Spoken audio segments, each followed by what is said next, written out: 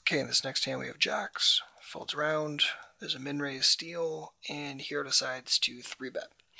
So overall, I like the fact that hero's 3-betting this, and it is player dependent, it is situation dependent, but if I'm looking at this from a pure default idea where I don't know who goal is, chances are I'm going to 3-bet this for value. Assuming that the min-raise steal is probably not done with the strongest range of hands, assuming that he's going to make mistakes against my 3-bet, continue with obviously hands like 10s and 9s, but also probably continue with hands worse than that, and also a lot of double Broadway things, but also some double Broadway things I expect to dominate, ace-jacks, king-jacks, jack-10s, all those kind of things.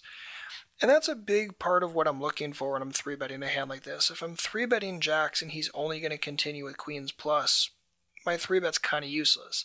But if he's going to continue with a bunch of hands, particularly ones that I dominate and have really, really good equity edges with, those are going to be situations and players that I'm going to look to 3-bet a hand like jacks. So in a situation like this, 3-bet size is okay. I'd probably make this 90 cents. A little nitpicky, but when I face a min-raise, my 3-bet size is kind of going to be in the typical range of where I would normally make it. So 9 big blinds, 10 big blinds, something like that. So I think this could be a little bit larger, but I'm not going to complain too much about it. I'm happy that we're 3-betting in the first place. And again, it's definitely a value 3-bet. So we get called, flop comes low, which is really nice, and hero decides to check.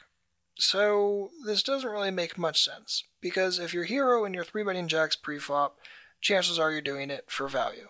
So why do you think that you can't get value on this kind of board? If he has the pairs that you beat, the 7s through 10s, we can probably get a lot of value from that. If he has a double overcard type hand like ace-queen or even ace-jack, will he occasionally float the flop? And I'd say probably yes, at least some percentage of the time.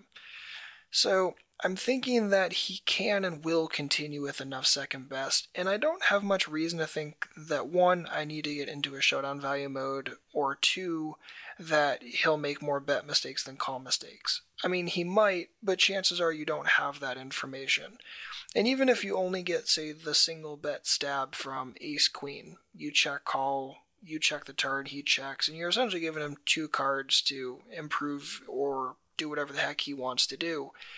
And I'd say that's not probably the best idea when you could have easily charged the premium here, again in the value sense, and then also of course just controlled action going into the turn and river and probably still kept in a value sense, assuming of course that the board cooperates.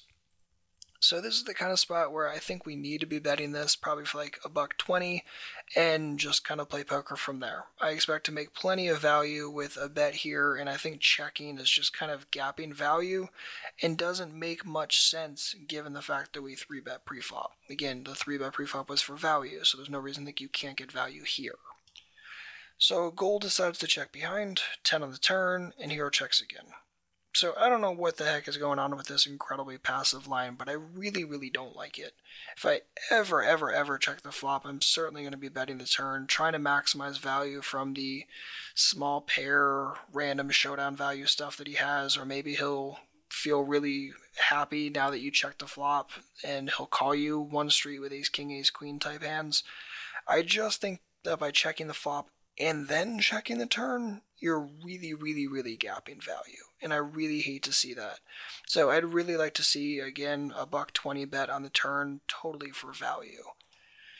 As played, we end up facing almost a pot-sized bet. We're getting 2.1 to 1 on a call, and in this situation, hero calls, and I would call as well as played, but again, I don't think I would ever take this line. Just it doesn't make any sense given what went into the initial assumptions of 3-betting. So 6 on the river really changes nothing, pairs the board, and hero checks again. So I guess as played, when you check flop, check call turn, fine, and then probably with intentions of like snap calling this kind of bet, simply because you are getting 2.5 to 1. The whole reason you would ever take a line like this is to give multiple chances to induce, and there's really not a tremendous amount of hands that beat you. Queens plus probably not in there. There are 3 combos of 10s and maybe a few combos of like 6x, 6-7 suited maybe, so 2 combos of that. But ultimately I'm not assuming that I'm behind anywhere near enough at the time, and thus I would check call as played. But again, I think we could have made a lot more value from this hand. by betting the flop and really just playing poker from there. You know, obviously him having eights is like the best thing for us on that kind of flop. Bet, try to maximize value from it. But I think just in general against an entire range, I think he will float the flop sometimes incorrectly. He'll peel the flop with most pairs, and we beat a lot of those. And I think we'll just be able to really play poker well from there. I think that by taking this really bizarrely passive line post-flop, we unfortunately ended up hurting ourselves and missing quite a bit of value. Even though we won an okay sized pot, I think we definitely could have hit the home run at least some percentage of the time by betting the flop and going from there.